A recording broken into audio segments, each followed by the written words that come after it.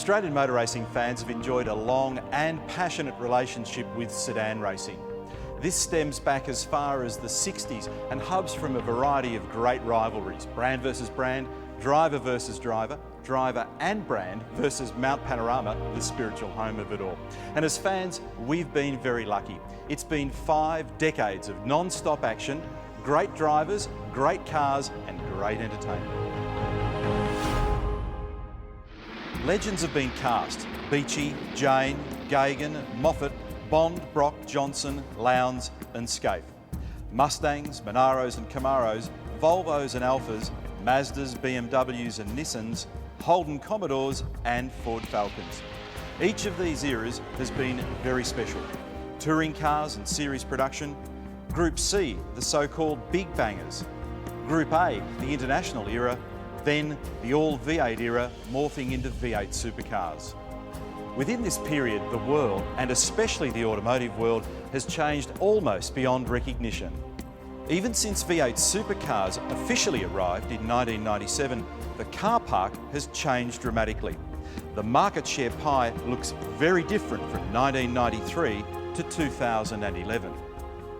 By the end of the 2012 championship season, the current generation of V8 supercars will have contributed 19 years of long, solid service.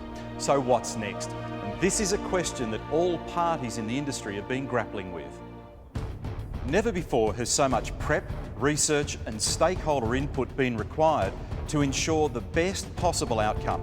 Fans, sponsors, manufacturers, media and teams have all contributed. At the core of the project was a desire for evolution, not revolution, and the desire to retain core proven V8 supercar values, and a generational opportunity to further fine-tune and refine the cars and therefore the show. But make no mistake, at the core, these elements remain fundamental to what defines a future V8 supercar.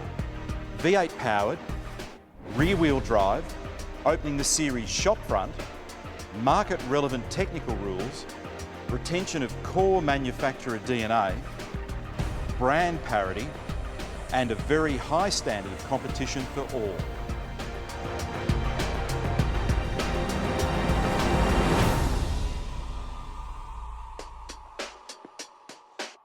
So this is what the Garage of the Future looks like. Codenamed Car of the Future, these prototypes are the result of an extraordinary effort, almost 1,000 days in the making. This is the all-new Holden Commodore, and this is the all-new Ford Falcon, each with their own unique individual power plant, just as we have today, and each with their own unique individual body shape, again, just as we have today, and each with their own parity-proven aero kits, the same as we have with today's V8 supercars. So, what's changed?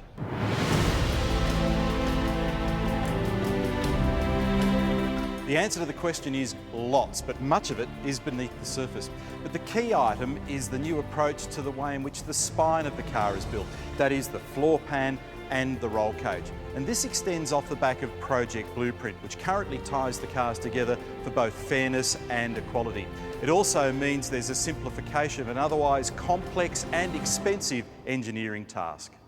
Other critical changes, well, the car's almost 100 kilograms lighter now, which in racing terms is a lot. The old live rear axle has given way to a modern independent rear suspension. Weight distribution's been helped too. The gearbox that typically sits alongside the driver has now gone rearward into a transaxle, which means the gearbox and the differential are combined in one housed unit. Speaking of the rear of the car, the fuel cell has also been picked up from behind the rear axle and it now sits in the middle of the car. The wheel rims are now a more contemporary 18-inch in diameter, plus there's a new Dunlop tyre to match, and accordingly the front brakes have got bigger. All this adds up to a car that is modern, nimble and better adapted to entertaining racing. But the really big story here is this: by changing the way in which the car is built opens the way for new players to participate. And when a new entrant arrives, they can immediately be competitive. This is a must in the modern sporting and commercial environment. And when a new player arrives on the scene with an obvious desire to run their own power plant, well, there's provision for that too under the parity umbrella to accommodate that kind of request. Now, it's very important to note at this point that this is not DNA by decal. car of the future is about opening the V8 supercar shopfront. It's about a unique body, about a unique engine, about retaining all that you love about your V8 supercar racing, but at the same time tweaking the rules to make sure that the category remains relevant, modern and exciting for many years to come.